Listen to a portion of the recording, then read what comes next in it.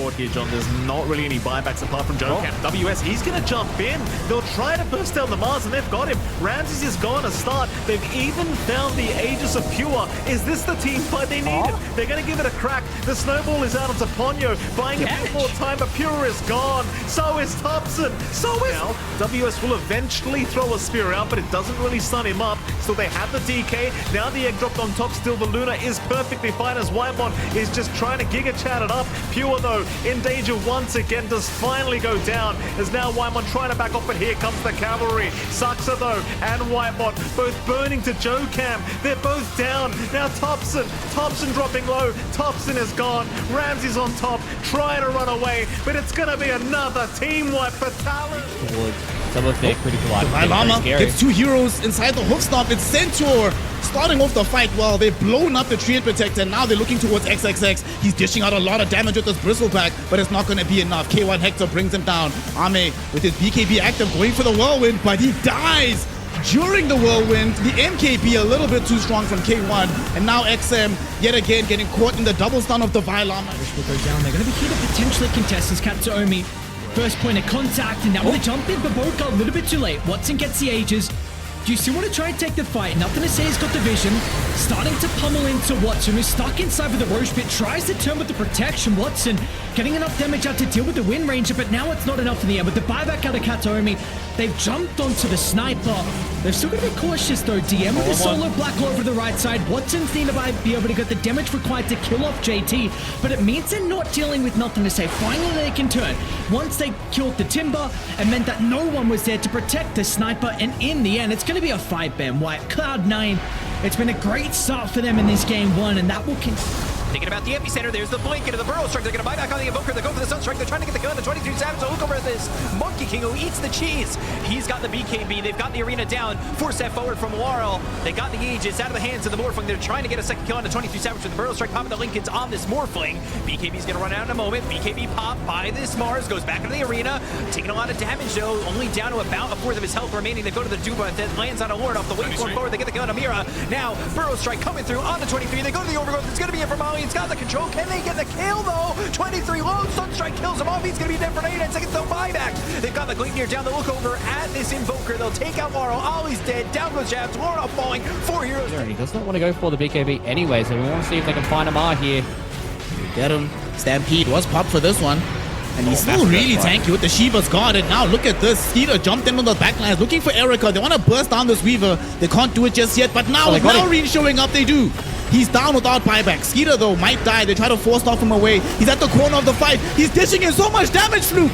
The burst damage from the AoE of this dragon. Yes, he will die, but he put in a lot of work before he went down. But now, beyond finding a 3-hero stomp into a multiple-hero crush. But unfortunately, their HP pools are a little bit too low. He's trying. He's got a killing on the server ward, and the torrent lands on the Monkey King. Well, he jumps down, trying to fight this here as Lumpy has a backup of Moose and Pike, but a Marana, the damage output, incredible from Radan, and Collapse is still alive. Inside the Wukong's command, now blown up by the Lina, finally dead, but Radan with this damage output, shredding through them. Lol arrives on the scene of the crime, a double kill for your Marana. Leshrac in the pit, about to drop as we'll see the tusk disappear. A 5-man wipe is incoming, and Collapse. Respect. Oh, Chira's here. Uh-oh. All right. They're now grabbing up the SD. The Rolling Thunder just kind of rolling around in this corner. Not an optimal spot. The rest of the team, though, they're here from 1v. They're looking to fight.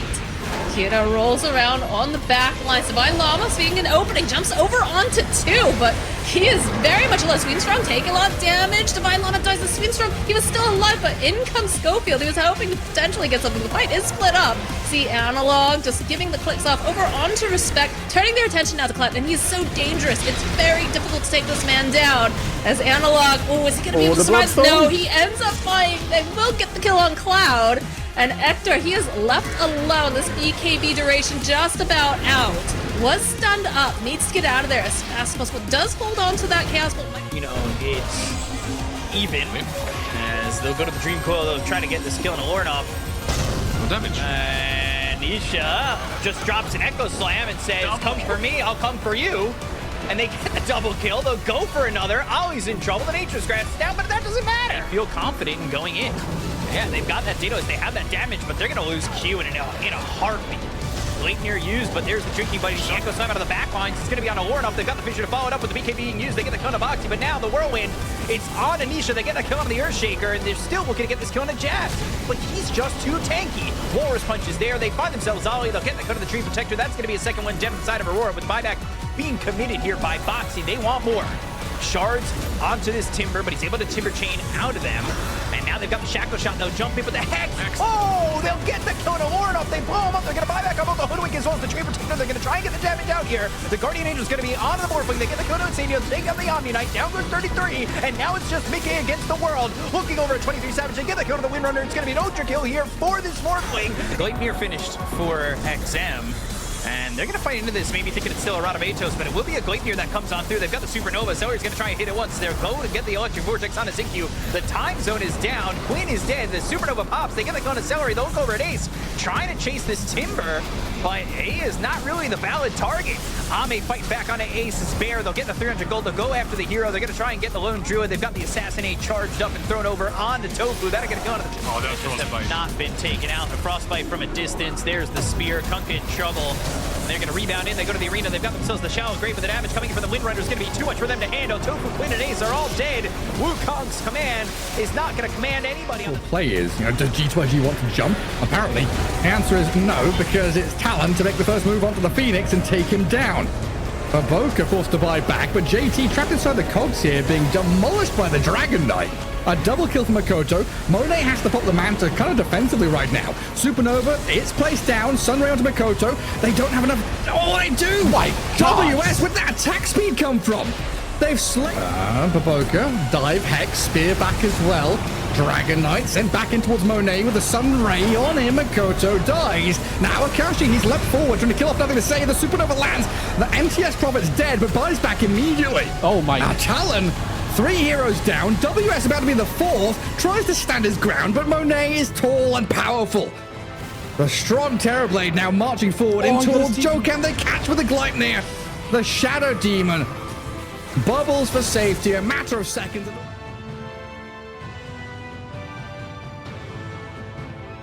Tofu just being able to scout out consistently, and the Celery now finding Divine Llama apparently, as they are going to try and jump in onto Ace, but the Broodmother is just so tanky and he's got help.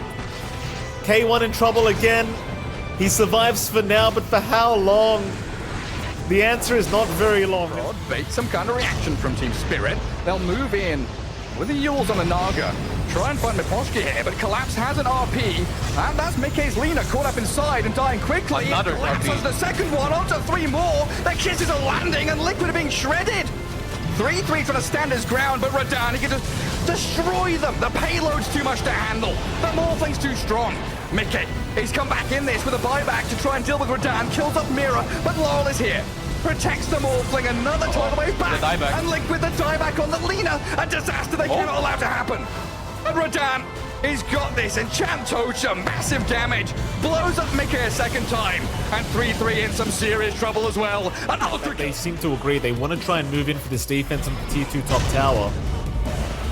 And Echo Slam already committed. Quinn, he's jumped in. He's after the Llama, but it wasn't quite enough damage, so Quinn now is the one in danger. They'll focus him down immediately, and Quinn is gone. No buyback, but K1, he'll lose the Aegis. Duraccio in huge trouble, leaping all across the place, but is down as the tips do come out from Schofield. Duraccio just panic leaping, and it just was not enough. Meanwhile, Ace, being chased once again by Analog, does not seem like he can get away, as Analog, just too good with the rolls, connects another time, and they want more. They're looking to dive the tier 4 towers. Celery also caught out. Tofu getting kicked out of the fountain by Analog. Sadly, right now, Puppy has 0, but there's a chance to gain some more.